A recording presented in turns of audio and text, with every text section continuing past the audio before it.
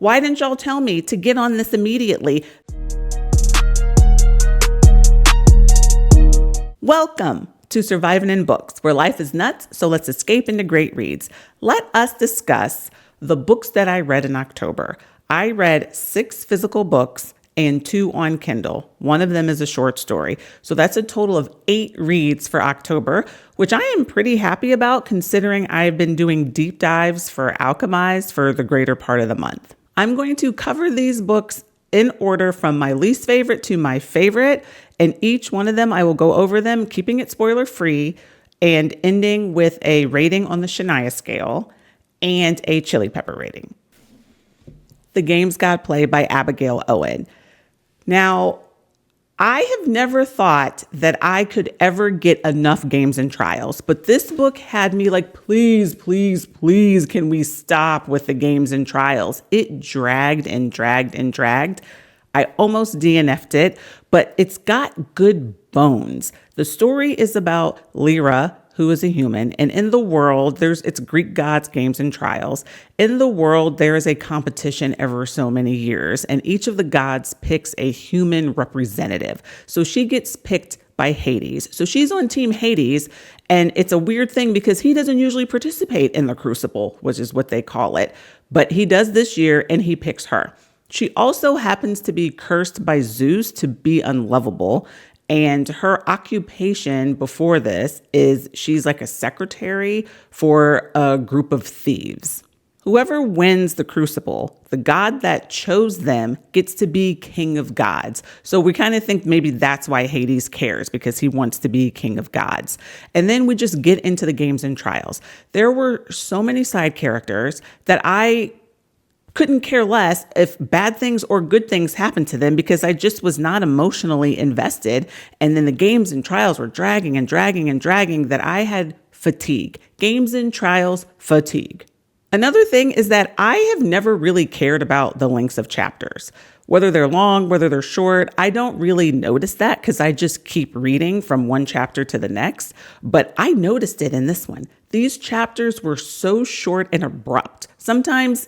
A lot of times in the middle of a conversation. It was very jolting.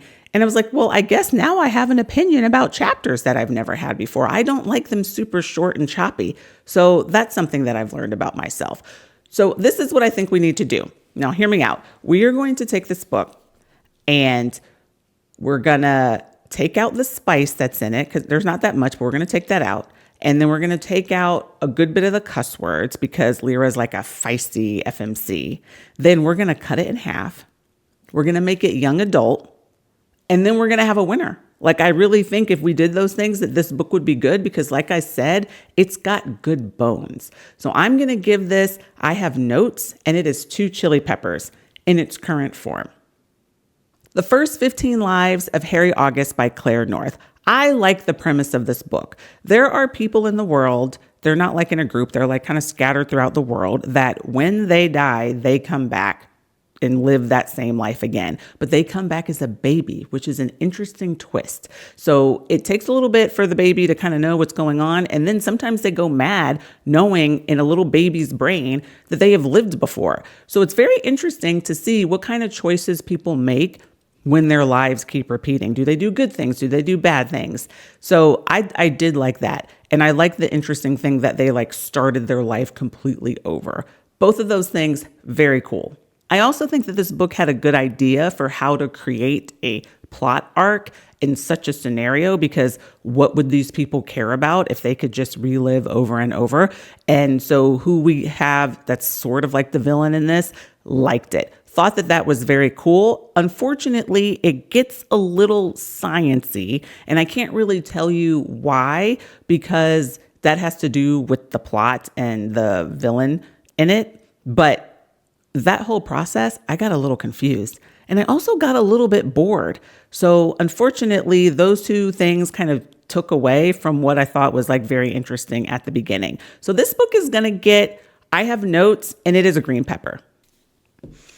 Great Big Beautiful Life by Emily Henry. This is my first Emily Henry book, and I also want to preface everything that I'm about to say with saying that I am not a typical contemporary romance girly. I like things a little bit darker. I like a little more action, a little more fantasy, but I gave it a try because I was told that it was rivals to lovers. And that is top tier, my absolute favorite. Give me all of the rivals to lovers. No, seriously, like in the comments, give me all your rivals to lovers because I will eat them up. So this has an interesting concept. There are two writers that are competing to tell the story of a lady who was like very rich and famous celebrity. She comes from a long history of celebrity rich people. She married a rock star and then she just disappeared out of the public light. Now, she has reached out to one of the writers and the other writer kind of reached out to her, but they are now competing. She says, come with me live with me for a month and let me see which of you I want to write my story. So they are competing for that. And so there are two sort of storylines in here. One of them is the two of them trying to get the job and, the fireworks happening between the two of them. And then the other one is learning about her story. I like her story. I like rivals to lovers competing together on the page in this book. Fell flat. I felt disconnected from the romance thread. I felt disconnected from her life story. And I don't know if that's because they were both in here together, but I feel like the thought of that works. And I'm not sure why it did not, but it did not. And side note, way too many italics. When I see an italic, I'm like, why is that word in italics? I feel like the author is trying to tell me something, but there were so many that I just became numb to them. So this book is going to get, I have notes, and it is 2 chili peppers. Hot for Slayer by Ali Hazelwood. This is a short story. It's a vampire slayer. It's cute. It was great for October. And there's really not much more to say than that. It's I had fun and 2 chili peppers. The Inheritance Games by Jennifer Lynn Barnes. I am all in on a fast-paced YA novel.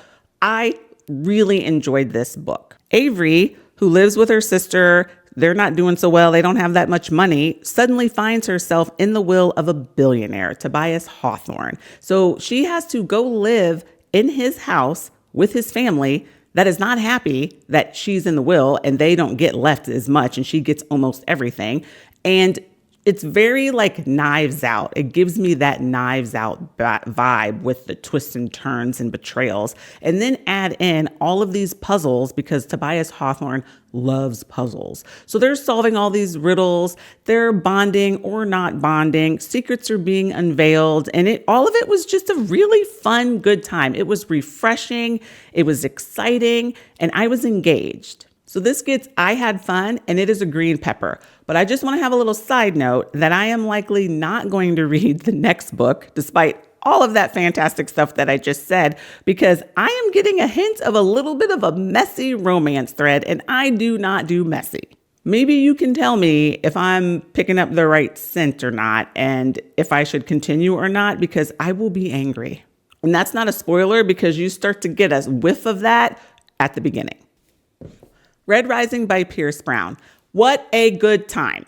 Why am I so late? Why didn't y'all tell me to get on this immediately? This has been great. I'm actually on book 2 and I might be liking it even more. But anyway, okay, we're going to stick with this. So Darrow is in a community underground on Mars. They're digging, they're doing all the things that they can to get the planet ready for the people from Earth to come and like make a civilization there. But then turns out Earth is already there and the people underground are slaves and they didn't even know it. So Darrow becomes like a secret agent type spy guy that's infiltrating the above ground people. And then we have to just see what the result of that is going to be. I still don't know what the plan is.